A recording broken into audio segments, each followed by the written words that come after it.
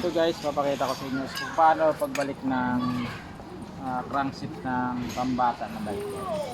So ito yung ano guys, ito yung crown bearing. So ang position niya guys, ito pag ganyan guys. Yan. Wala nang ano to, walang intro na yan guys, diretso na. So kasi ito yung lalapat dun sa starter guys. Ito. So ilalagay na natin siya ng grasa guys. So, damihan lang natin ng grasa para mas matagal ng life niya. Para humaba pa siya. Hindi siya matuyo agad. So ito na yung ano guys, balik na natin. Ayan. Ganyan lang siya guys. So kabila naman guys, ganyan din. Lagyan natin ng grasa guys. Ayan. Focus mo lang dyan. Ayan. So, lagyan natin siyang grasa para yung grasa gamitin nyo guys, yung dilaw. Medyo maganda yung klase. National siya guys. So, ang gandang grasa yan. Ito, paano na to guys? Padapa naman siya guys. Yan. So, tandaan nyo itong stopper na to guys. Isa dito sa ilalim. So, kailangan siyang nakalapat. Pasok lang natin. Yan. So dyan. So yan, nakalapat na siya. So dagdagan natin ng grasa guys para matagal masira guys. So lalo na sa mga crown bearing guys. Yan. So next guys, ito. So linisin muna natin to. Yan. Yun yung pang-lock natin guys. So dito rin iikot guys yung bearing natin guys. So sasalpak natin siya. Yan. So madali lang siya guys, hindi siya mahirap. Napaka basic lang. So ang ikot nito guys, kasi kanina clockwise tayo pa kanan. So ngayon counterclockwise naman guys. Yung pag lock na guys ha. So, counterclockwise papunta sa kaliwa guys. So ito yung kaibahan sa kids bike guys, mga kapadyak. Baliktad yung ano niya pagbubukas.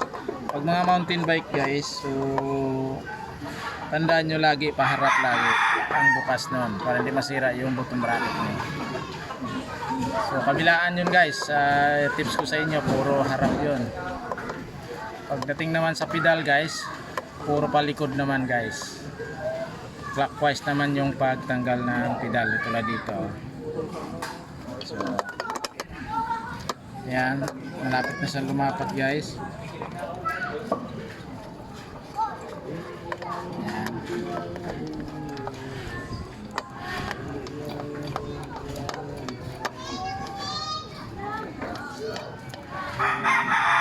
Malambot lang siya guys. Yan, pwede ng kamay yan. So pagdating naman doon sa pag lumapat na guys, isang pitik na lang para humigpit siya konti. So mayroon siyang kanal dito guys. So dito natin yan na yung galaw niya guys. Pag na-regress mo na guys yung button bracket pambata, ganyan na yung itsura niya guys. So meron tayong, pero ko sinabi kanina na kailangan natin pupukin ng konti. Ayan. Para may konting hindi na masyadong mahigpit guys. Kasi hindi na rin iikot masisira yung crown bearing guys. Ayan. So mahigpit sa konti guys. So balik tayo ng konti. Ayan. So pag humigpit guys, counterclockwise naman. Clockwise lang. Ayan. Kanan. Ayan. So, okay na yan. So, spacer. Yung spacer guys. Meron siyang kanal. And then, meron tayong final lock guys. So, saan siya? Wala. Ito ba?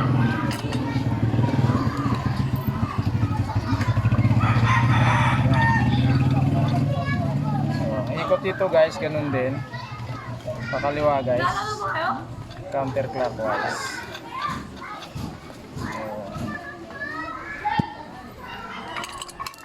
So, kailangan natin siya higpitan. Lalak na natin ito.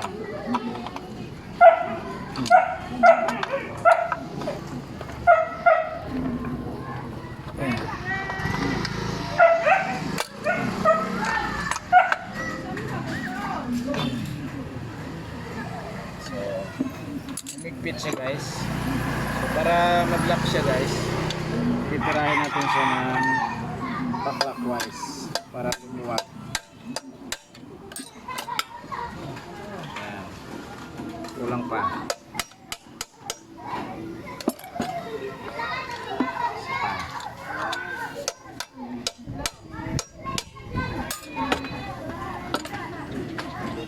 So, isang tuktok pa guys para smooth yung galawan niya.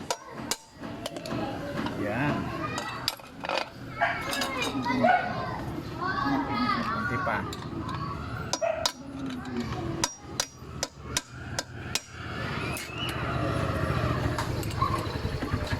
Kunti pa.